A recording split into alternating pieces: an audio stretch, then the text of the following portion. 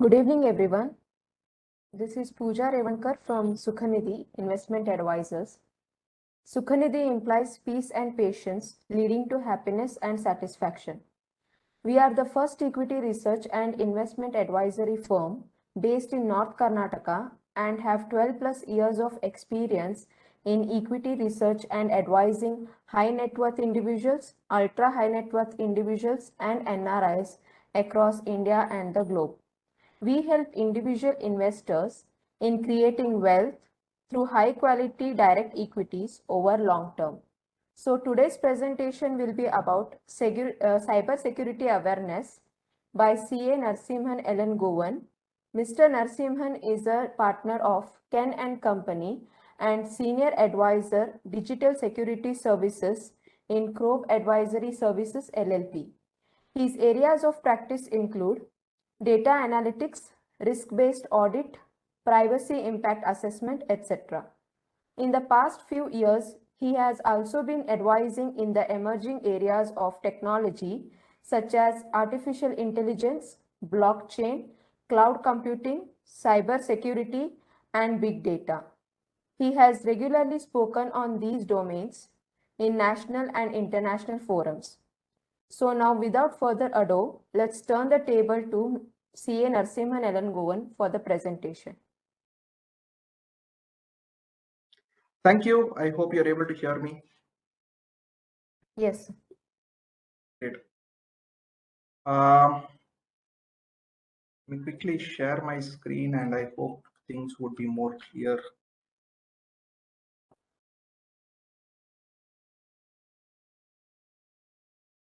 I hope it's better.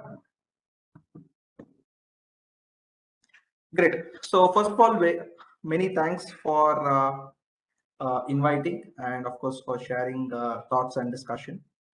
We're going to quickly take you through a quick tips in terms of cybersecurity preparedness. And in today's world, there is a lot of things which is changing, and therefore it requires us to have some amount of attention into our cyber security, more from a personal friend at least, right? So that's where we look into. As introduced, I am Narasimhan Elangovan. I'm a chartered accountant, but I specialize in information technology and cyber security. So today we'll probably have a few things quickly in terms of understanding. What is the data? Why do I need to protect it? What are the cyber risks? Some bit of statistics wherever possible, I will add it. And what are some practical hands-on tips, right? So that's the most important stuff. So one fine day you get an email alert, something like this, what you see on the screen, right? You just get one awareness or you get one email which says that, dear valued taxpayer, this is to inform you that the tax department is processed ... and here you have to click on the request, then it is processed further. Number one, if you read this technically, one might come into a conclusion saying that, hey, there is something which I need to alert or I need to be aware of it, and I have to take some quick action, right? And what we will do as an individual is we'll go click on that submit request, and the moment that submit request gets through, there is some sort of a unique screen which appears, which either asks us its details, anything on those lines, but it'll actually do that. And that is in simple language a mischief which could occur, right?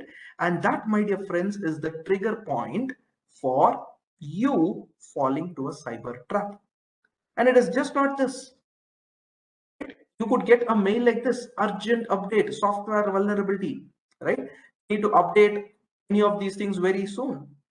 If you actually go and click on that any of those links, you will find that it looks, or the sender itself is not the right person, right? So you'll have a link or something. What you have to do is just keep your mouse on top of it. You'll actually get to know what the link is, right? You'll get that awareness. And these are a few other examples which each of us would have encountered, right? There's some concept of WhatsApp Gold, WhatsApp with blue tick, green tick, yellow tick, 3 tick, I don't know what not, right? A lot of advertisements. You get advertisements on the right hand side. If you see on the bottom corner, right, you get this message where it says buy Samsung mobile phone at so and so price at $499. All of these are all attempts to take away your information. How to protect yourself, we will cover all of those things in the probably in the next few slides. So why do I need to protect the data? What is the necessity, right? So today, if you look into your own self, right, you as an individual, or it could be you as an employee of an organization, or in general, right? If you talk about you as an employee of an organization, you are dealing with customer data, whatever size it may be, whatever volume it may be, but you're dealing with customer data. It could be financial information, it could be bank statements, right? It could be anything which you notice that could be actually applicable. The interesting challenge or the interesting question out there is, how do I protect them? Right? And more importantly, why or how do I safeguard them? If I do not safeguard them, I might be subject to penalties. And more importantly, right? More importantly, there are laws which can occur to you either directly or indirectly. When I use the word directly or indirectly, what am I referring to? Laws could be in various forms. It need not be just a monetary loss. It need not be just a monetary loss, right? It could also be a non-monetary loss in terms of your branding, in terms of your way in which it is actually, they can misuse your data, right? And all of this, my dear friends, it will not have an impact now, but will have an impact over a point in time, right? Just to look from a slightly from a different angle, right? Now, say for example, accidentally your bank statement or your customer's bank statement or your asset details was made public. This is exactly what happened in the case of Air India few years back or few months back, where all the information became public. SpiceJet Airlines was subject to some sort of an attack like this, right? All the customer information was made available. Likewise, the new airline, Akasa Air, that also had a similar issue. From your personal data standpoint, most of us have some sort of a login credentials with us, right? We have some sort of a PII. We have some data which is sort of relating to, if I may probably say, any personal data which is relating to yourself, photographs, your Aadhaar, ID proof. So all of those definitely matter, right? And not to forget your KYC documents. KYC documents, right? Your KYC documents has a huge impact. The reason is because the KYC documents accidentally used by somebody else, they could protect or they could project as though they are you, right? Now, this is where the bigger trouble today is, right? It could head into any direction. Now, when it translates or when it becomes into such technical issues or gaps, the catch is, how do I protect myself, right? So those are a few things which you have to probably factor in, right?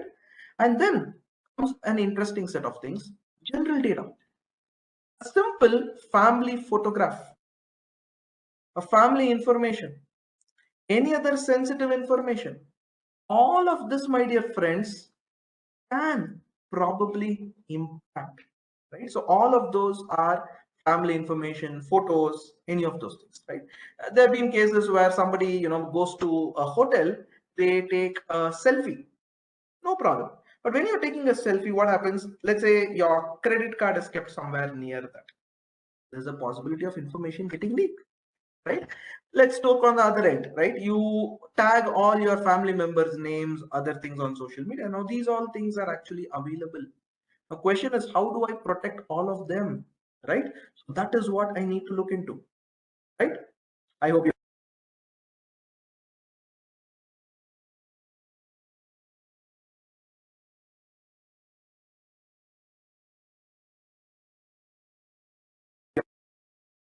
Right? Now, there are various types. One is sensitive information or private data. The other could be confidentiality. You may have some sort of an agreement. As a result, you don't want to disclose it, right? And you don't want people to misuse, abuse, right? So these are all other cases. Then you have a case of requirements from the code of conduct. For example, SEBI has mandatory requirements on how you need to protect your data, right? Now, the Information Technology Act, compliance with law, what you need to do, how you need to protect, all of those that governs there. And tomorrow you don't want your liability to get exposed. Please bear in mind, as an organization, if you have a cybersecurity insurance, it is not sufficient, because the insurance providers check whether you were actually careless in sort of executing any of these.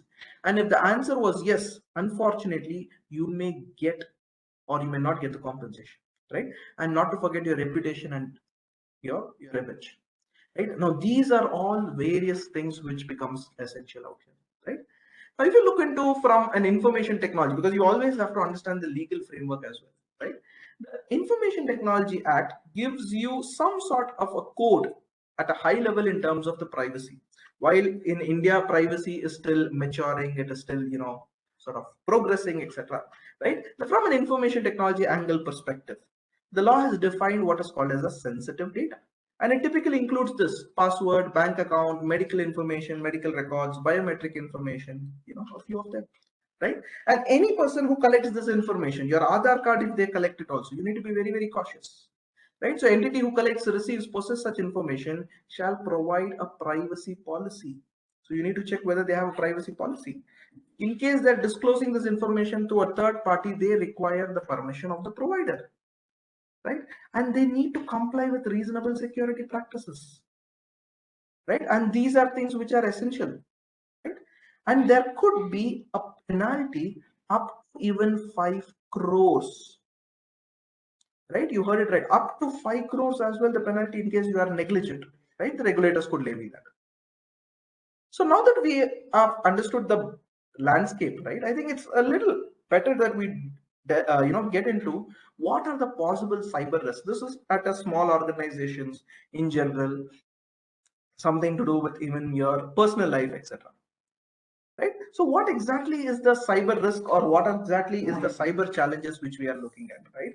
So the first thing is something to do with, so what happens if something goes wrong, or what happens if, I am subject to some sort of an attack, or I am subject to some sort, why should I be bothered about it, right?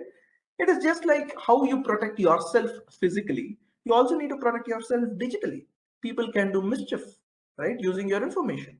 People can do unwanted harm, right? So being safe online isn't so very different from being safe on the physical world, right? You need to follow certain basic concepts, right?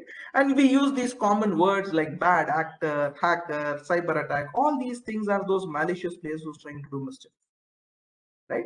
And very important, never forget the importance of a very basic software called as an antivirus software.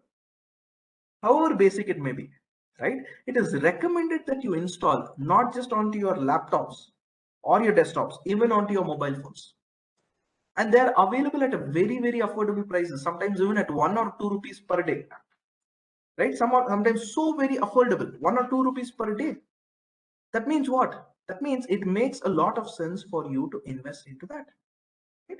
So what are the few various types of attacks, etc., which happen? The first is what is called, you should be aware, is what is called as a cyber crime. Now, cyber crime is anything which a criminal uses technology to exploit and make money. It could be anything. It could be faking yourself. For example, let's say I have a person by name Virat Kohli. Now I get the information of Mr. Virat Kohli, right? And I can create a profile picture of his, write all his attributes, etc. information, because it's available in general public, right? And I can create a fake profile and send a message to somebody else, and somebody else can believe that to be me, right? Now, where does it get a little tougher? So obviously somebody says, hey, give me your KYC document. And the moment you give some KYC document, there comes an interesting, right? Now that is where your identity theft could probably be very important, right? Next, children's sexual abuse, financial theft. Today we are hearing of a lot of these UPI scams. What is UPI scam? They send you one link and they ask you to make urgent payment, and they say that within this, if you don't pay, you are losing out, your account is getting blocked or whatnot, right? And that software, some random software gets installed into your computer. And the moment that random software gets installed in your computer or system, it will start reading all your messages. We'll cover that a little later, right? Malicious social engineering. There's a concept called phishing, where somebody calls you or a link is given. It is pretending as though it is true, but as the reality it is not, right?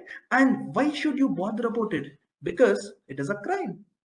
People are making money out of it using bad things, as simple as that, right? And therefore, as much as you self-defend yourself in case an animal or somebody comes and attacks you, you sort of protect yourself, right? It may be intentional, unintentional. The same way in the cyber world also you need to take care. Next comes the element of a very interesting word called malware. Malware is also called as a malicious software, a software which has a dangerous intent, right? The intention is very simple, to cause harm. But the harm could be at various steps, various methods, right?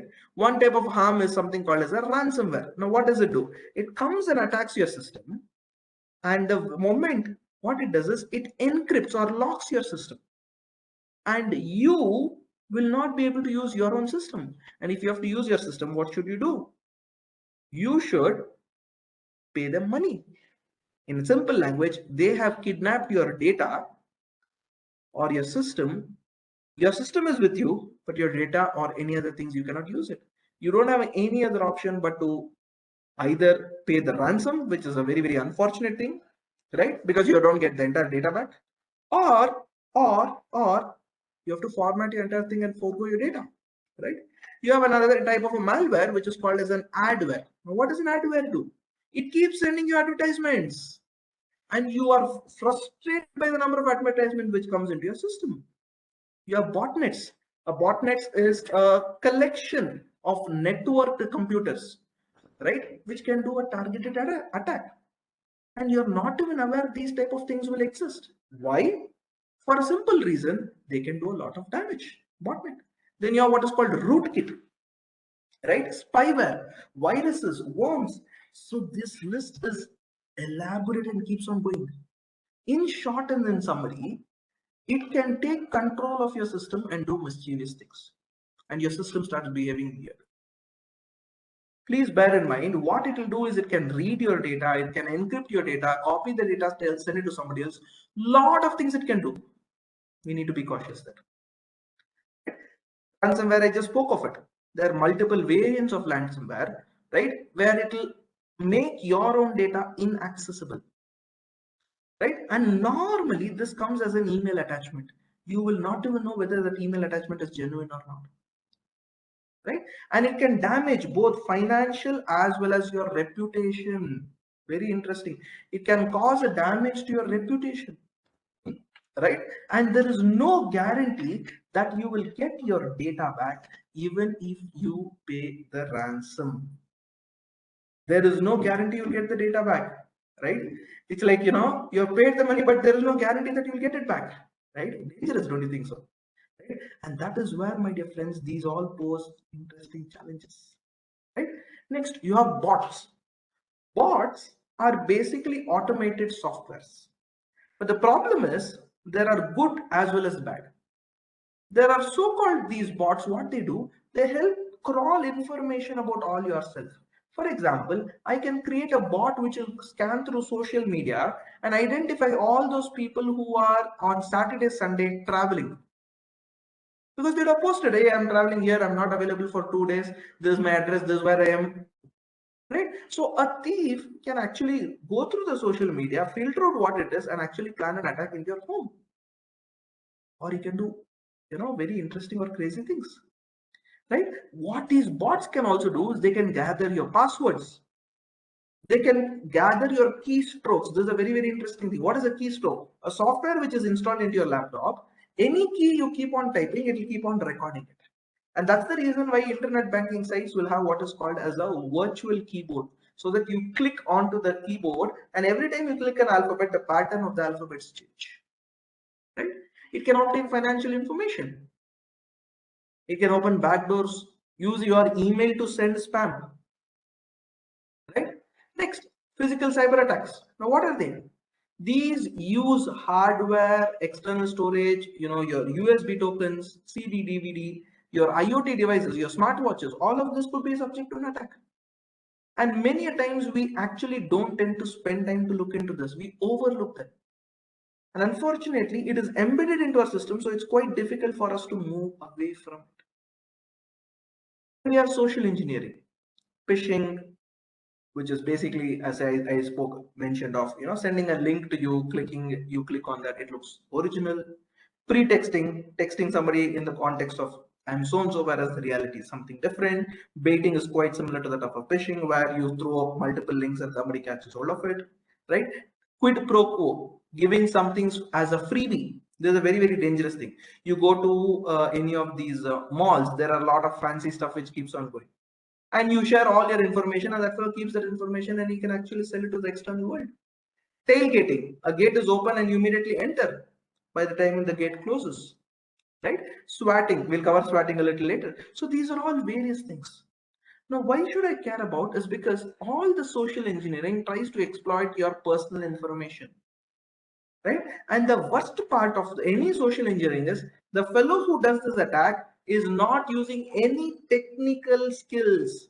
He is using only his social skills. That means he's able to speak to you better to gather more and more information, right? And therefore, that is how this entire setup works, right? I just spoke of. It can happen in the form of emails, text messages, phone calls, SMS, right? I think recently we have seen regulators also making a lot of advertisement. Your electricity bill today is the last date. Your your water bill today is the last date. If you don't do water connection disconnected, click on this link. All of those things, right? And the moment you click the link, you're out. Then comes a very, very interesting thing called swatting. Now, swatting is a very interesting feature where your location details are embedded within a particular data, such as a photograph. Most of us, if you see, your location details are sort of applied or used by various systems or devices, right? And that is where there is a risk, because every time you share your location detail, I am able to get to know what your timeline is. So therefore, it makes a lot of sense for you to turn it off when you do not use this. And most of the apps today have a feature, turn on only while using the app. I think it makes a lot of sense, but make sure that you close your app, as in close meaning not change the screen, literally close it, right? You can have that option where you can shut it and you scroll up, right? If you scroll up, most of the apps close, right? Close that, clear the app, and do that on a regular basis. The risk is your location data could become very, very dangerous, right? When you share more and more, there have been interesting cases where somebody using the location data have proved in the court of law that this fellow was in India whereas he was taking to be abroad, or vice versa, right? So please be very, very careful. And if you're in a vacation, etc., on a daily basis, don't keep on sharing it. I am in so and so place at so and so time and other things. No, be extremely cautious there, right? What are a few other avenues of attacks? Your smartphones could be subject to an attack, your mobile phone, your gaming console, your printer, right? Industrial medical equipments, all of those things. Don't be the easiest target. So it makes a lot of sense for each of you to revisit your physical digital footprint. And that's where you will be much more better and safeguarded, right? So how do I ensure? How do you become better? How can I protect myself? First, secure your networks. Look in and around you. Your networks, your basic thing is your Wi-Fi network. You will say, sir, I have a Wi-Fi profile and I have a password. Password is a little complicated, therefore it is safe. Very good. But if you go to your router, the router has some basic settings. Did you bother to change that? That's a question number one which you should think of. Second, are you up to date? How sure are you going to be up to date? Right? Are you up to date in terms of two things? One is the software. The second is the you in terms of general knowledge, right? More than general knowledge, I would rather use the word in terms of the cyber knowledge. Are you aware of the new things? So read, be aware, right? But most importantly, your softwares have to be up to date, and therefore it is highly recommended that you update most of them. right? And next, if you're connecting any device, please ensure it is protected. You're using an open Wi-Fi, please be extremely cautious. You're using a phone which can charge on a cable, great, but please doubly be sure that you have not enabled the data sharing feature.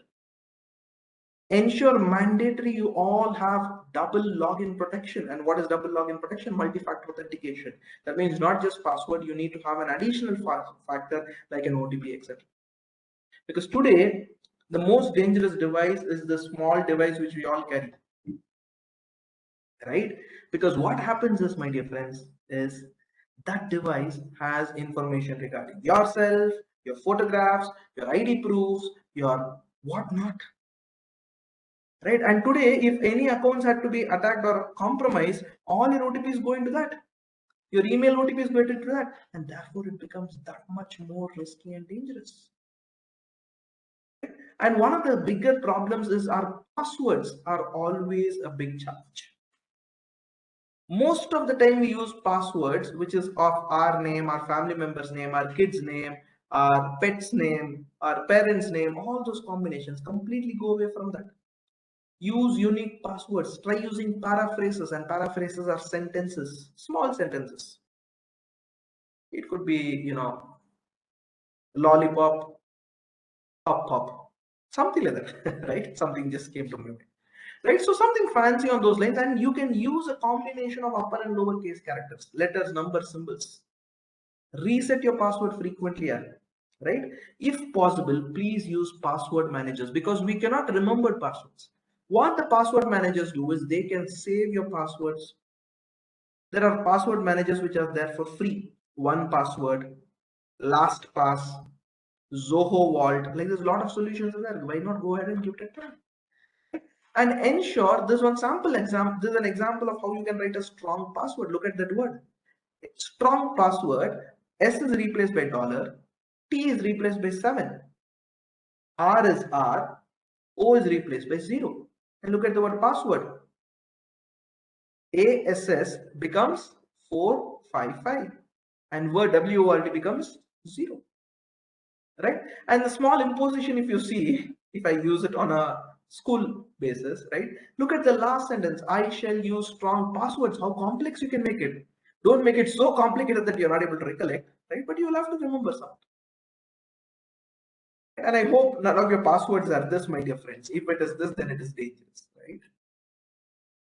So what are a few practical tips which one should bear in mind? And what are those things which help you a lot?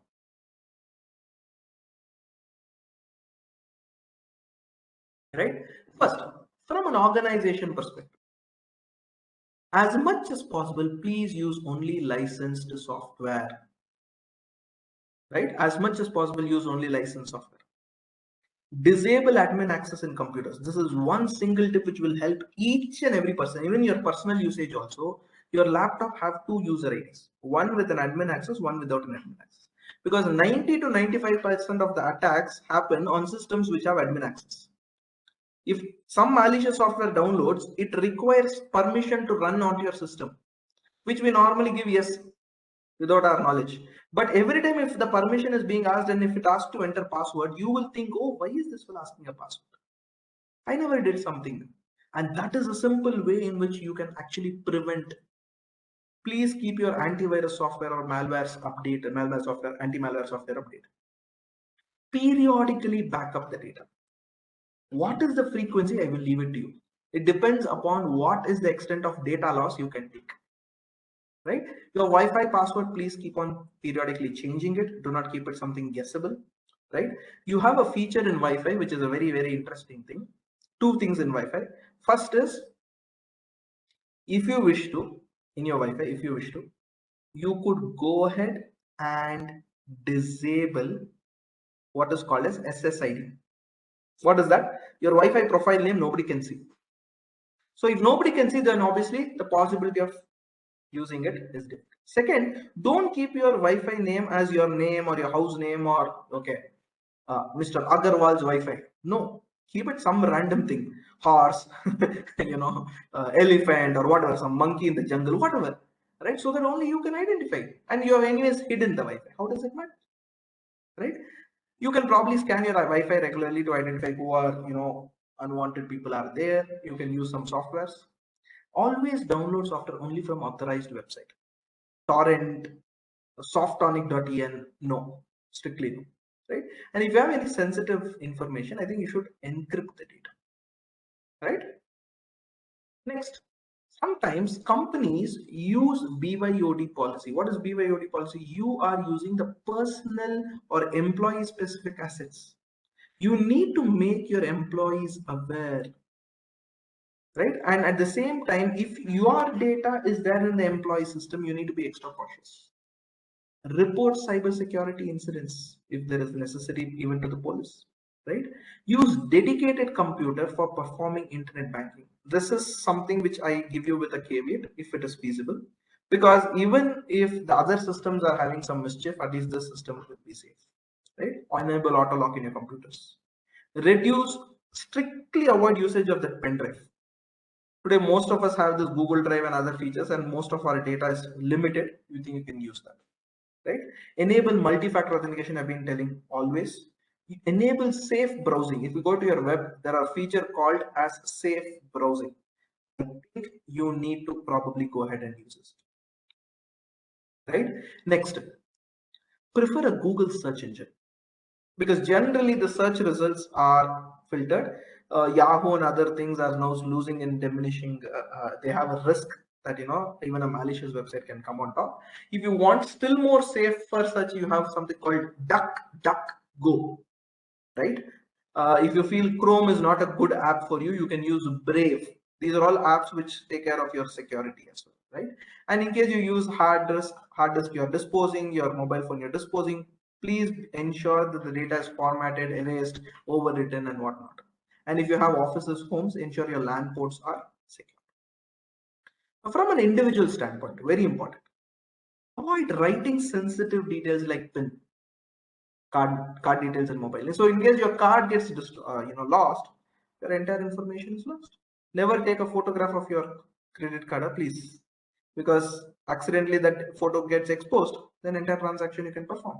Don't say that, okay, if I don't have OTP I cannot perform it. I'm sorry, my dear friends, foreign transactions without OTP you can do it. If you're dealing with any sensitive browsing such as bank, etc., do not use it in public Wi-Fi. Use only your personal data, right?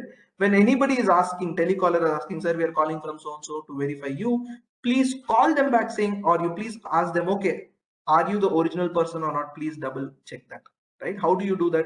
You can ask them some interesting questions. How did you get to know about my details? Why are you asking this? Last time you already have taken this, right? Okay, you give me one or two details, then I'll confirm whether you are original person or not, then I'll give you my details. So you can go ahead and question, nothing wrong. Your Aadhaar, there is a feature where you can go ahead and lock it. Go and lock your Aadhaar. And whenever anybody wants to use it, you have to unlock your Aadhaar, only then they can use it. So it's much more safe. Your phones have to be protected with a bare minimum password or a PIN, right? And do not open emails from unknown sources. You'll say here, attach proposed document, something. Please find attached purchase order, right? Please find a sales order as per our discussion. Some random thing will be there. You will feel so excited because curiosity, right? Especially if it is not pertaining to me, I'm even more curious, right? And don't be an open book in social media. Keep on sharing everything. Nothing is free in the world. Be watchful of discounted offers, freebies, right? Preferably use one or two credit cards with lower credit limit. Otherwise, accidentally that thing goes, even if they swipe for, higher amount of money, it's risky. Very important. Don't keep all this information to yourself. Educate kids, family, youngsters, the millennial generations, right? Those of them who are using WhatsApp for the first time. It could be grandparents, or it could be senior citizens, or it could be this youngsters, kids, the teenagers, whatever, right? They get so excited that they want to share everything, right? And today amongst the youngsters, there's a big thing concept called as a FOMO, fear of missing out. So if somebody does something, I have to do it. Otherwise, I am in the fear of missing out the trend, right? So those are things which you have to be very cautious of. Wherever possible, carry photocopy of your ID card. Don't give your original, right? Very important. Never write your PIN in the restaurant. You go there to the counter and do it, or ask them to get the machine. You can take care. A few hands-on tips just for you to get a perspective. Now, how do you identify any phishing email, right? So it will normally have a very reputed brand logo or the name. The second, the salutation may be generic. Sometimes it may be specific, sometimes it may tend to be generic. Then if you read the email, you get to know it's in a very, very unprofessional manner, right? It basically gives an indication that something fishy and things like that. And then the link, whatever is there, you link and read it, there could be a possible disguise. And therefore, what you need to do is, it'll ask you, okay, you need to do something immediately along with sharing some confidential information. And if you do not do it, it'll get disabled. They will try to threaten you or bring that fear, right? So these are all indicators of a phishing. How do I check the genuinity of a website? So if you're using a browser, double click on that secure icon, go down, right, click on the security features, you get all these information, and on the right hand side you will have what is called HTTPS. If you click on the details, you will get the security overview. It will give you a confirmation whether it's secured or not, HTTPS, right? Likewise, you can click on the other icon, depends on the browser settings and the features. Now, how sure are you that the email, whatever you have sent, is original or not? Or what if, the email, whatever I've got, is fake? So what do I do? Take your mouse and click on that link, right? Where it says read on to find how you can claim your copy of special report, whatever. You keep your mouse there. The moment you keep your mouse there, bottom below, wherever you see that, there you will get a link. Please click on that link or read through that link. You will get to know whether that is a fake link or an original link. So these are all simple pro tips which you can probably find, right? So with that, I think I come to the end of whatever I wanted to do or whatever I wanted to speak, right? So I want to open it up for Q&A because I've given you an awareness, concept, risk, what are the things, right? And what I will also do is I have a small poll to conduct. So we'll conduct that poll, and after that we will move into any general question and answers, right? So can I please request them to bring up the poll?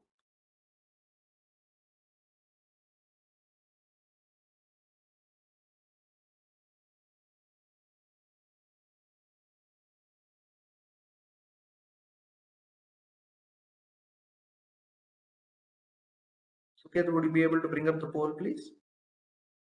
So that option is visible to you, sir. It's visible Polling. to me. Just give me a minute. Yeah. Questions. Yes.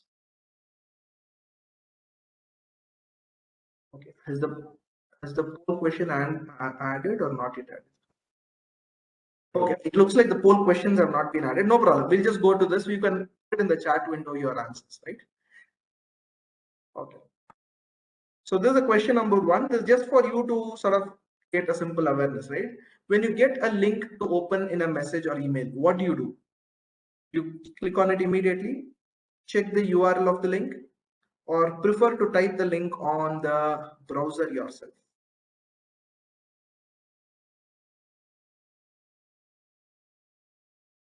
You could quickly type it in the chat window.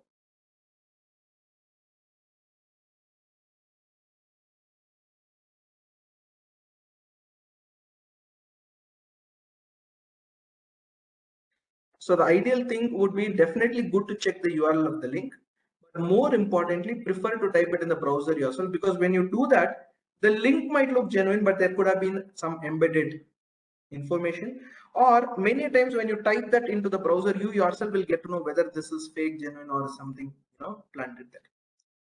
You get a call from your bank's representative asking about some details. What do? Provide whatever information is needed, ask for identity proof and share some information, say that you will call the bank helpline yourself.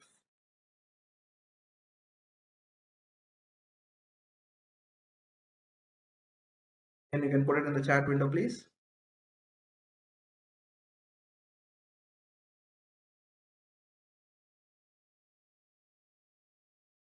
Yeah, third is ideal. That is the best way, right? Because that is the best way in which you can look into it. However, B is reasonably okay, right? But the problem is when you ask for identity proof, let us say that fellow says, I'm from bank. You will ask them, okay, how do I know you're from bank? Sir, I can tell some personal information about you. He will say, what is it? He will say, sir, your address is so and so. Today, if you search your name, address details reasonably, you'll be able to identify your address also. Right? So therefore, B, be a little cautious. C would be the ideal thing. Right? Let's quickly move on to the next one. You have saved important password and pins. So what do you do?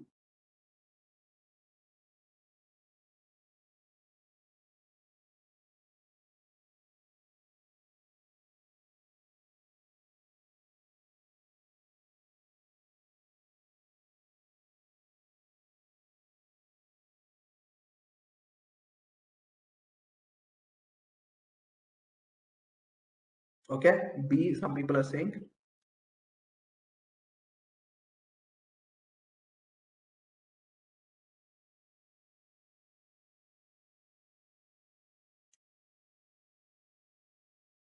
Right?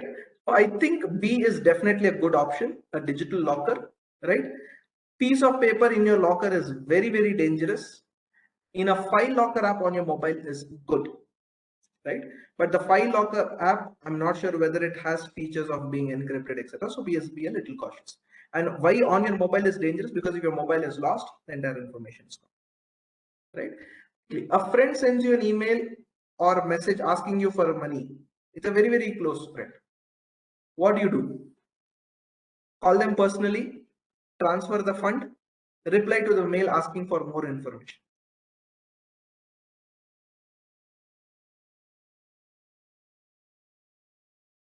Yeah, I think most of you would have been aware of it, and recently people have also made awareness saying that please ensure you actually are aware before you do anything. So call them back personally to figure out how much they truly are want, what exactly is the trouble, right? So it makes sense, because when you call them, you will get to know, you'll say, hey, no, I never sent an email.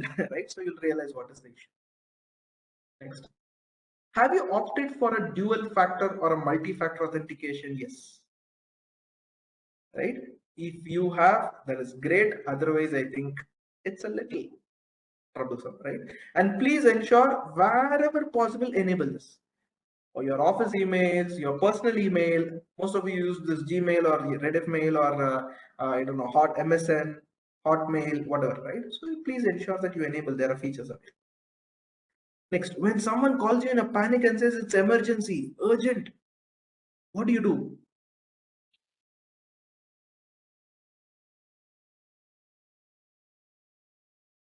Okay, rush and do whatever it is asked.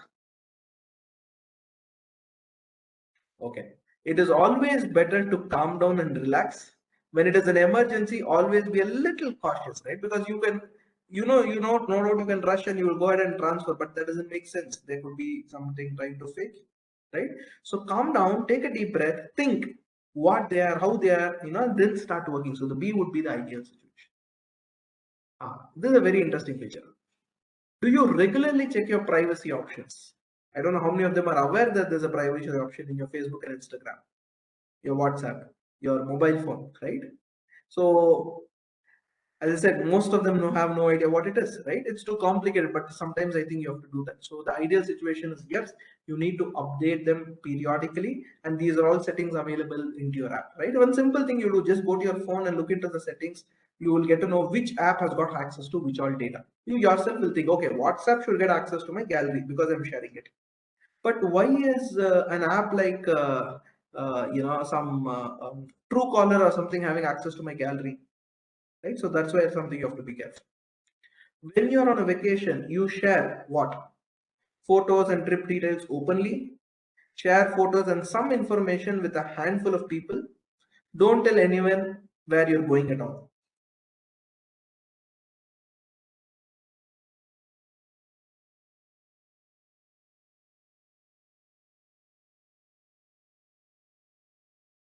Yeah, so it is suggested that at least you do B, because you can share photos, information only to a handful of people. Okay, C is not practical because it is not possible that we don't share any information. So probably we all want to be little social, right? We want to share with our friends, etc. Okay, the last question: you get an SMS that electricity bill has not paid, and call if you want the connection, right? So you call up immediately. You use an app like a Truecaller to check the message, you just ignore the message. Okay, one way is to ignore the message. You could probably also see, if you have to check with them what is the number, etc. You could use a Truecaller, but only then in that case you need to have a Truecaller app and other things. So between B and C, it's left up to your appetite in terms of how you want to do, because it just makes sense to double check it. But if you're sure that, hey, I don't have any electricity bill which is outstanding, etc., don't even bother. Right? Okay, I think I have a 10th question. You met someone online and now they're coming to meet you. So what are you? You're excited and have given them your address. You have checked them about several sources, sites, or people. You have agreed to meet along with a friend at a neutral pace. This is a very, very important question, especially for women. Chatting with some person, right?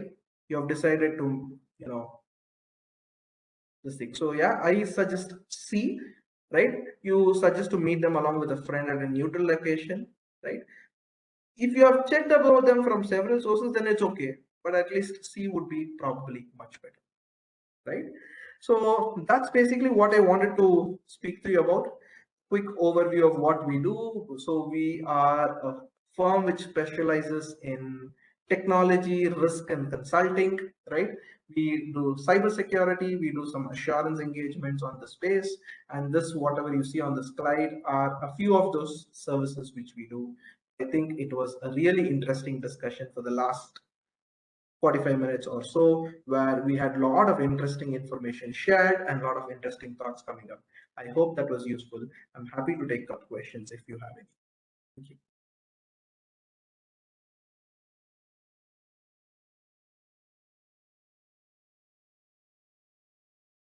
Thank you, Mr. Narasimhan. So, is there any queries you can ask?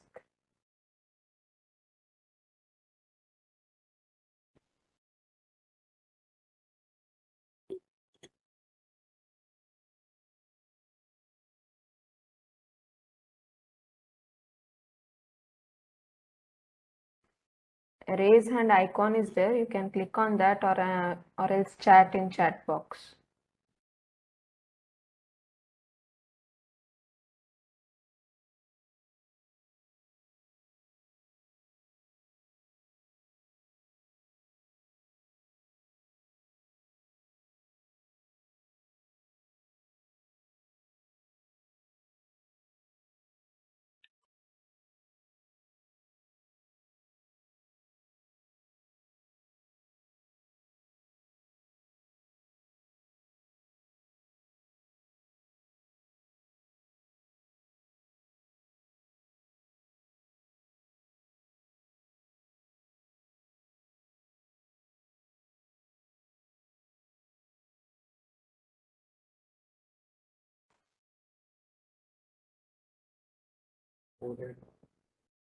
Yeah, there is one question.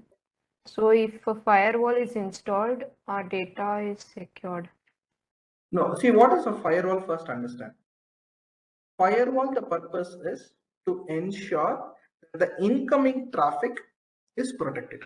So if you have a server in your office, right, the moment this server is having confidential data, and very important, this server is accessible outside the office, right? This server is accessible outside your office by way of a VPN and other things. Then it is highly recommended that you have a firewall. Otherwise, small offices, I don't see a necessity of a firewall. Firewall will only protect the incoming traffic and outgoing traffic, nothing beyond that. But what comes from your data protection is you trying to take a backup of your data. At the same time, ensuring simple things like antivirus solutions, etc.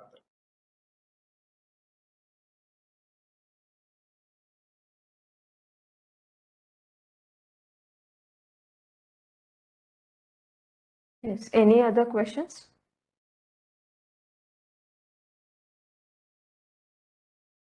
So if any other queries are there, you can mail us at info@sukhanidhi.in. We'll get the queries resolved. So, sir, is there anything else you wanted to cover before a wrap up? No, I think it's good. Only request to all of you is be cyber safe. because we are in a world where so much of information we are sharing. We have our friends, family, our well-wishers data all available onto your phones and our social media, right? So please be extra cautious when you share and just exercise awareness. Anything you do, just take one deep breath. Is it the right thing to do? Right? I think that's more than sufficient, because you will get one alert saying that, hey, I'm just giving you one example, right? I am so and so and I need some investment advice. Why don't you, download this portfolio and other things, right? So now suddenly you think that there's a prospective customer and we will start interacting with them. Then you will ask some details, we will share, just exercise caution. Sir, why don't we interact over meeting and then take this conversation ahead? So it's a simple way. Or why don't you even have a conversation over phone? You need not even share your phone number today, right? You can share links and you can set up calls and things like that. So those are simple things which you can do. Yeah. So please be aware of it and be cyber conscious. Thank you. Thank you, sir, for sharing your knowledge and precious time with us. So thanks to all the participants for joining us today.